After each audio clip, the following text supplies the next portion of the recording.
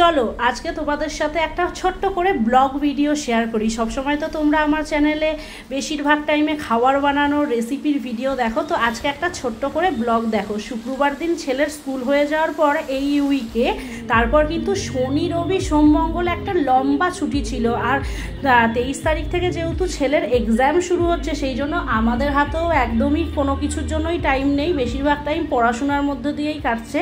তো প্রচণ্ড বৃষ্টি হচ্ছিল শনিবার দিন। সায়নকে আমি বললাম চলো আজকেই যাওয়ার সুযোগ আছে, কেন বৃষ্টিতে অত ভিড় হবে না, চলো আমরা যাই। তো আমরা কিন্তু রওনা দিয়েছিলাম প্রথমে কল্যাণী যাওয়ার উদ্দেশ্যে। তো বেরোনোর সময় প্রচণ্ড খিদে পেয়ে যায়, সেই জন্য মগরাতে মঞ্জিনিসে দাঁড়িয়ে আমরা কিন্তু হালকা ফুলকা কিছু খেয়ে নিই।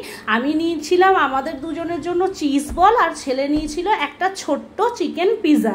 আর তোমরা দেখো পিৎজাটা, আর প্রত্যেকটা কিন্তু খুব গরম করে আমি নিয়েছিলাম, আর গাড়ির মধ্যে বসেই আমরা খেয়ে নিয়েছিলাম।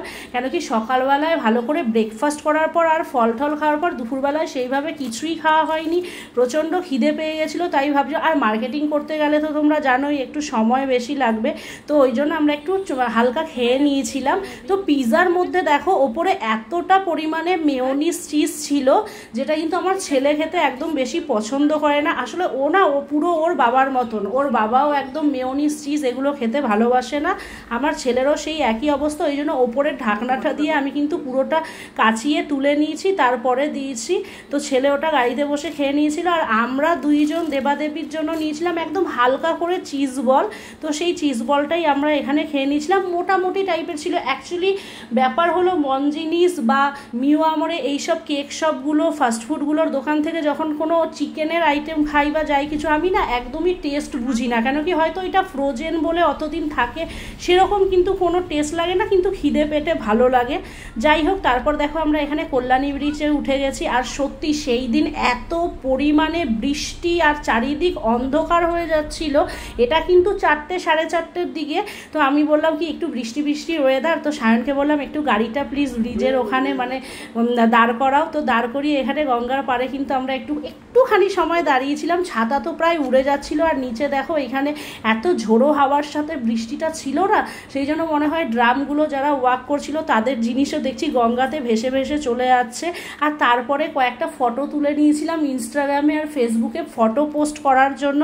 আর আমার ছেলে দেখো তখন থেকে অতক্ষণ খাওয়া কমপ্লিট হয়েছে, এখন হাত ধুয়েছে। এর কোনো কিছু খেতে প্রচণ্ড কষ্ট, সব কিছু ভালো লাগে আমার ছেলের, খালি খেতে ভালো লাগে না, আর জল খেতে তো একদমই ভালো লাগে না। আর এই ফটোগুলো সায়ন আমাদের তুলে দিয়েছে। তারপর আমি ছেলেকে বুঝিয়ে সুঝিয়ে বললাম ভেতরে ঢুকিয়ে যাও, বৃষ্টি পড়ছে। আর আমিও গাড়িতে উঠে গেছি, আর আমাদের ড্রাইভার বাবু কিন্তু গাড়ি চালানো শুরু করে দিয়েছে। আর এইখানে দেখো আমরা কল্যাণীতে চলে গেছি। প্রথমে আমাদের প্ল্যান ছিল কি কল্যাণীতে কোনো ফ্রেন্ডসে যাব, আর মোড়ের থেকে কিছুটা মানে বাড়ির জন্য বাজার করব। তো সেইখানে গিয়ে দেখলাম কল্যাণী মোটামুটি প্রায় বন্ধ।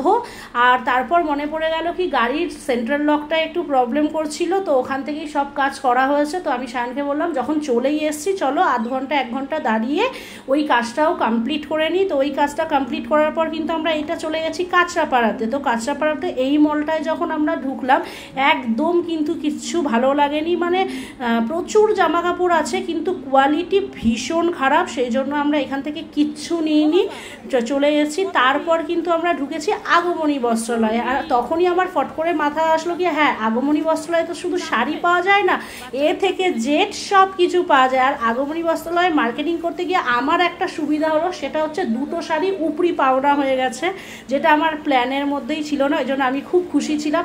আর ছেলের জামা কাপড়গুলো খুব সুন্দর হয়েছে, চয়েসেবল। আর আগমনী বস্ত্রালয়ের ব্যাপারে আমাকে নতুন করে বলার আর কিছুই নেই। এখানে ঢুকলে আমার মনে হয় না কি শাড়ি পছন্দ হবে না বা কোনো ড্রেস পছন্দ হবে না। তারপর ওনারা আমাদের একটুখানি চা দিয়ে দেয়, চাটা খেয়ে আমরা বেরিয়ে গেছি ঝোলাঝুলি হাতে নিয়ে।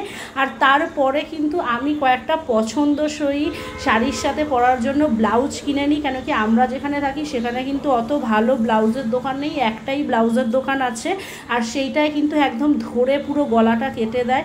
আর কি বলবো তোমাদের, আর প্রচণ্ড খিদে পেয়ে গেছিলো, সেই জন্য আসার সময় খেয়ে নিয়েছি ফুচকা আর লিট্টি। তো আজকের ব্লগটা কেমন লাগলো অবশ্যই কমেন্ট করে জানাও, আর ভালো লাগলে একটা লাইক করে দিও। বাই।